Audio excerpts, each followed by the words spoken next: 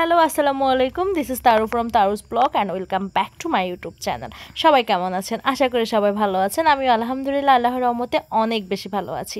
আজকে আবার চলে আসলাম কক্সবাজারের দ্বিতীয় পার্ট নিয়ে। আশা করি আপনাদের দ্বিতীয় পার্টটাও অনেক বেশি ভালো লাগবে।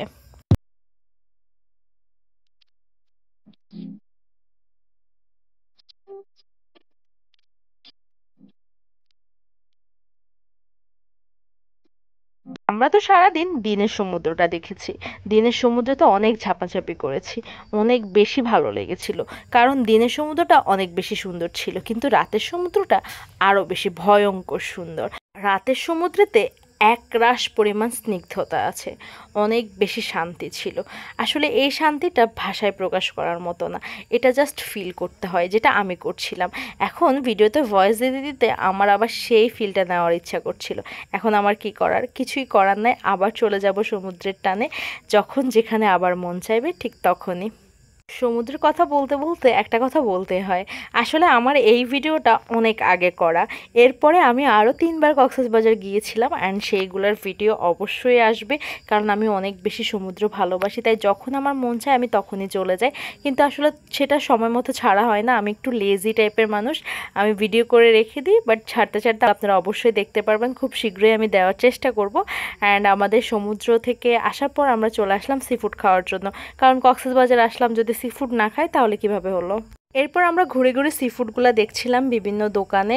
কিছু রেডি করা সি ফুড ছিল যেগুলো আসলে দেখতে একেবারেই ভালো লাগেনি, তাই আমরা ওগুলোর দিকে যাইনি। আমরা ফ্রেশ নিতে চেয়েছিলাম আর দামাদামি করে নেওয়ার চেষ্টা করছিলাম।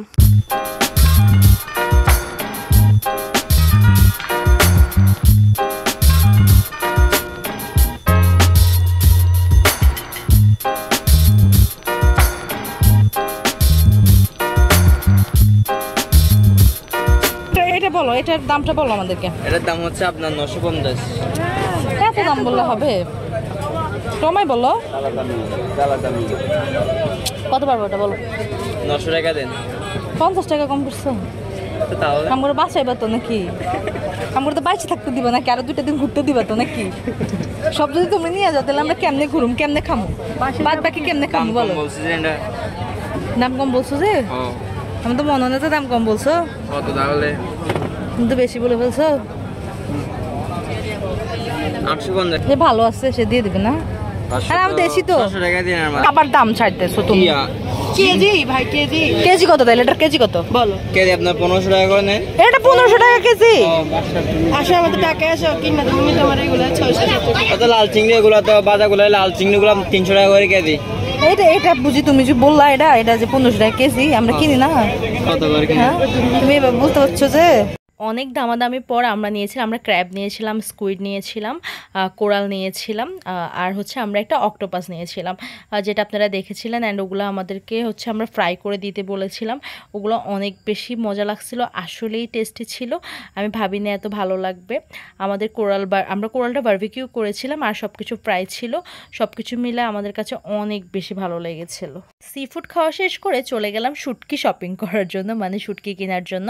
কারণ কক্সবাজার আসার পর যদি শুটকি না নিয়ে যাই তাহলে কি হইলো? এটা তো একটা ট্রেডিশন, কক্সবাজার আসার পর শুটকি নিতে হবে। কারণ কক্সবাজারের শুটকিগুলো অনেক ফ্রেশ হয়, খেতে অনেক মজা হয়। অ্যান্ড আমরা সবাই অনেক শুটকি লাভার, সবাই আমাদের বাসায় শুটকি খেতে পছন্দ করে, তাই বাসার জন্য অনেকগুলো শুটকি কিনলাম।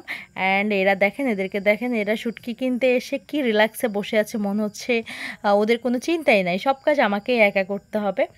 তো যাই হোক, আমরা অনেকগুলো শুটকি কিনলাম, কিন্তু সেগুলোর আর ভিডিও করা হয়নি, কেন জানি না।